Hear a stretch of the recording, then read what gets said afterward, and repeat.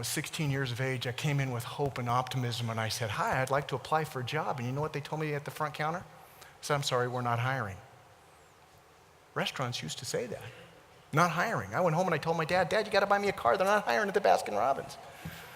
Well, if you laugh, that's because you had a dad like mine. You knew that wasn't going to fly. See, Dad saw that as a learning opportunity. Decided it was time we had a little talk. Turned out to be more of a shared monologue. He dismissed my 4 sisters. I was his only son. And he began to recount his own childhood. He grew up in Raleigh, North Carolina. It was the height of the Depression. The textile mills had closed down in town. There simply weren't enough jobs.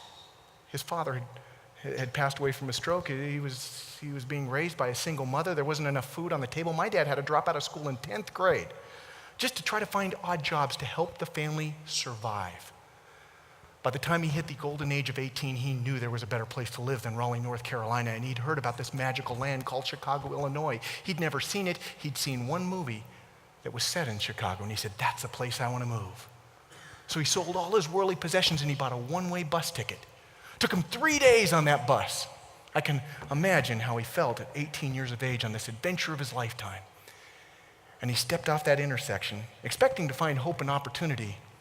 It was January 21st, 1939. And he felt the cold wind whipping off Lake Michigan. He just had a little light jacket on his back. He had a nickel in his pocket. That's all he had. Instead of finding hope and opportunity, he saw people huddled around trash cans that had been set on fire trying to keep their hands warm. Other people lined up in bread lines. And any mention of a job drew 10, 20, 30 times as many applicants as there were positions available. Sometimes there were hundreds lined up for one job. My dad had to learn to distinguish himself just to survive. And the fact that Baskin-Robbins wasn't hiring back in 1973 was not going to be a deterrent to me working there. You see, he said, if I want to work at Baskin-Robbins, I had to distinguish myself from other candidates. And then I made a fatal mistake. I said, how am I going to do that? Launched him into about another 2 hours. He said I had to learn about Baskin-Robbins. I couldn't go in there if I was just bored. I had to learn about the process of making ice cream.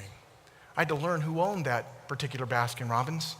I had to go in and solve problems. He said that's the only reason they're going to hire you is if you're able to solve problems for them. So you got to learn about the business and distinguish yourself from other candidates. I did my homework. 3 days later, I walked in. I asked for Mr. Alvin Robertson. Mr. Robertson was the franchise owner of the Baskin-Robbins in Wheat Ridge, Colorado. Mr. Robinson came to the front counter. I said, hello, Mr. Robinson. My name is Eric Chester. I'm here to scoop ice cream for you to delight your customers and improve your profits. He took a step back, and that was 1973. He handed me an application. Perhaps he thought I was going to go home, but I was ready. I had brought my pen and a clipboard. I sat down and I began to fill out that application, every single blank in its entirety. By the time it was done, it was a masterpiece. I handed it back to Mr. Robinson. It's Mr. Robertson. May I have an interview, sir? He looked over the application. He said, well, what time do you get out of school? I said, 3 o'clock. Why don't you come in tomorrow around 4?